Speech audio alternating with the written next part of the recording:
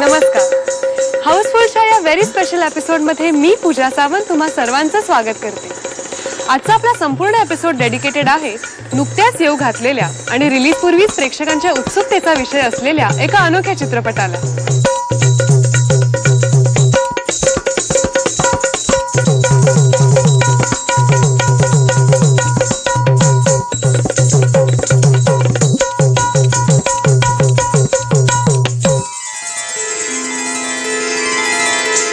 तमाशा कलावंत, त्यांचं जगणं, त्यांचं तमाशाशी असलेलं नातं यावर क्वचितच मराठी सिनेमा तयार झालेला दिसतो.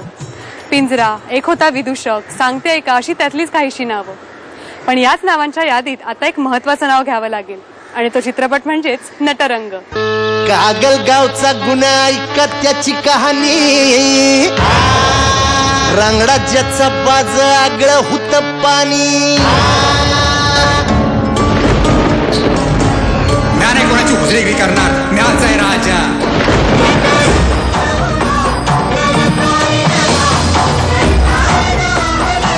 नटरंग 1 जानेवारीपासून आपल्या जवळच्या चित्रपटगृहात. अतुल कुलकर्णी, किशोर कदम, विभावरी देशपांडे, प्रिया बेर्डे व सोनाली कुलकर्णी या सर्व कलाकारांनी नेहमीपेक्षा अगदी वेगळ्या व्यक्तिरेखा नटरंगमध्ये साकारल्या.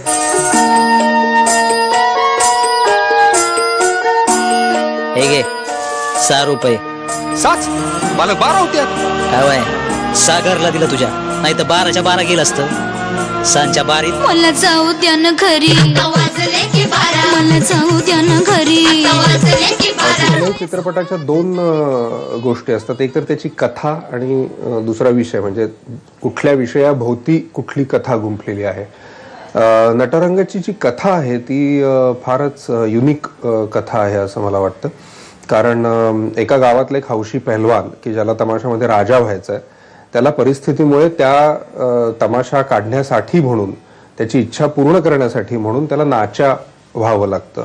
तर एका वाक्यातच ह्या कथेमधला जे नाट्य आहे ते आपल्या लक्षात येईल. एक वेगळेपण जे आहे ह्या कथेचं ते लक्षात येईल. अरे हिरीला इंजन बसवतो तो चिरपतराव, आता मोठ जाणार आणि पकाली जाणार म्हणजे आपला रोजगारच गेला की. अरे उपाशी राहायचे हे आले आता.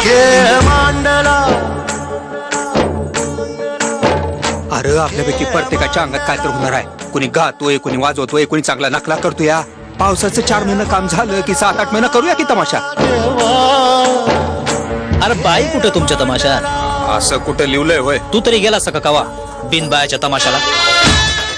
नटरंगाचा एक जे खोलवर असलेली एक पातळी आहे ती ही आहे की एक जो पुरुषच आहे, जो एक वेगळं पात्र करतोय स्टेजवरती, नाचा करतो आहे, आणि त्यामुळे संपूर्ण समाजाचा त्याच्याकडे बघण्याचा दृष्टिकोन, कुटुंबियांचा बघण्याचा दृष्टिकोन किती बदलतो आणि त्याला काय त्रास होतो ह्या दृष्टिकोनातनं ते होतं. जे गणपत पाटलांच्या आत्मचरित्रामध्ये आपल्याला वाचायला मिळतं की त्यांना किती त्रास झाला ते नाचाचा रोल करायचे म्हणून. त्यांना त्यांच्या मुलींना शाळेमध्ये ऍडमिशन द्यायला नकार देत होते.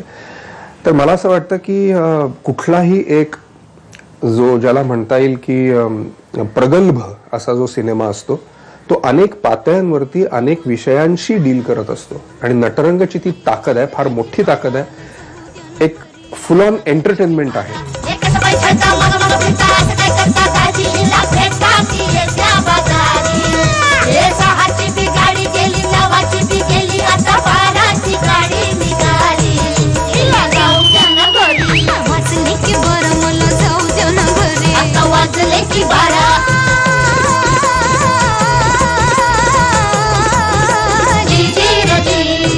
तमाशा आहे अजूनही प्रत्येक महाराष्ट्रीयन माणसाच्या हृदयात वसलेला आहे. तमाशा कधीच आउट ऑफ स्टाईल नव्हता. तमाशा हा कधीच जुना झाला नव्हता. तो अजूनही नवाच आहे. आणि तमाशातलं प्रत्येक गोष्ट म्हणजे त्यांचं नाचणं असो, त्या कलाकारांचं, किंवा त्यांची गाणी असो, किंवा त्यांची स्टाईल असो, हे सगळे प्रत्येक मराठी माणसाला अजूनही आवडते. त्यामुळे तमाशावरती मूवी करणं हे तसं एक वेगळं रिस्क नव्हतं माझ्यासाठी तरी. इनफॅक्ट मला तमाशामध्येच एक वेगळी स्टाईल किंवा एक वेगळं मॉडर्निझम मला त्यात दिसलं आणि मला ते करावं असं वाटलं. स्वतः आर्टिस्ट असल्यामुळे मी स्वतः रिलेट करत होते या स्टोरीशी, आणि त्यामुळे एका आर्टिस्टचा स्ट्रगल दाखवण्याच्या कथेवरती पहिला सिनेमा करावा असं मला वाटलं आणि म्हणून मी या नटरंग कादंबरी सिनेमा केला.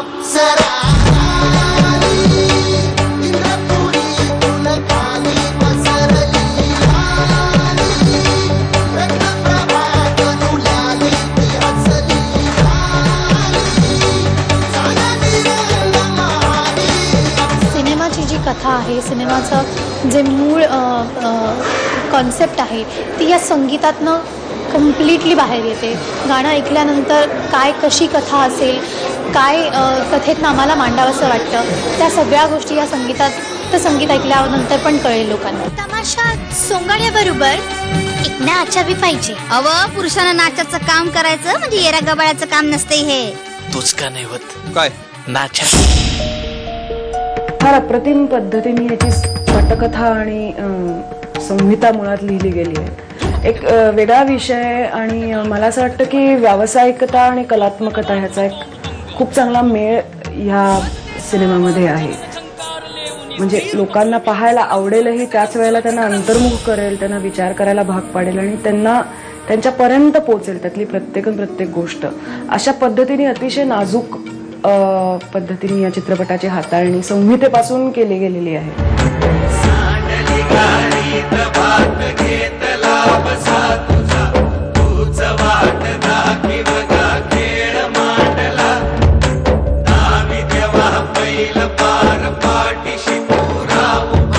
नटरंगचा जो विषय आहे तो कथेपेक्षा देखील आणखी खूप खोलात जाऊन वेगवेगळ्या स्तरावरती वेगवेगळे विषय हाताळणारा असा नटरंग सिनेमा आहे. त्यामुळे तो फक्त एका नटाची गोष्ट म्हणून राहत नाही. बरोबर